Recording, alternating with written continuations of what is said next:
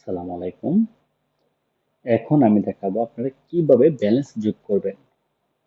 তো আপনাদের ব্যালেন্স নেওয়ার জন্য আপনারা প্রথমে কি করবেন? আপনারা ড্যাশবোর্ডে লগ ইন করবেন। অ্যাডমিন প্যানেল লগ ইন করার পরে আপনারা চলে যাবেন ব্যালেন্স সেকশন।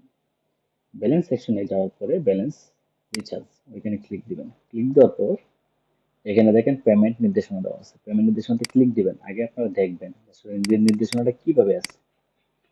তো এখানে এটা হচ্ছে আমাদের পেমেন্ট নাম্বার। আপনি শুধু পেমেন্ট করতে পারবেন, এতে ক্যাশ আউট হবে না। আপনি পার্সোনাল থেকে অথবা এজেন্ট থেকে আপনি পেমেন্ট করতে পারবেন। তো পেমেন্ট কিভাবে করবেন?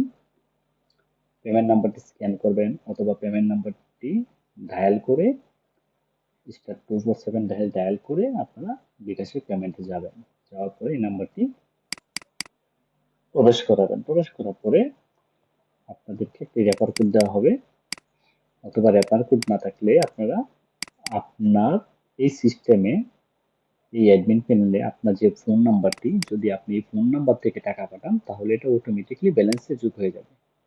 আর যদি অন্য কারো নাম্বার থেকে টাকা পাঠান তাহলে আপনাকে মোবাইল নাম্বার, এখানে যে নাম্বার থেকে টাকা পাঠিয়েছেন, তারপর ট্রানজাকশন নাম্বার, তারপরে অ্যামাউন্ট দিয়ে সাবমিট করলে আপনার টাকা মূল ব্যালেন্সে যোগ হয়ে যাবে। তারপর আপনি আপনি হিস্ট্রি দেখতে পারবেন যে টাকাটা কি অ্যাপ্রুভ হয়েছে কি না পেন্ডিং এ আছে। তো এইভাবে আপনারা ব্যালেন্সটা রিচার্জ করবেন। আশা করি বুঝতে পারছেন।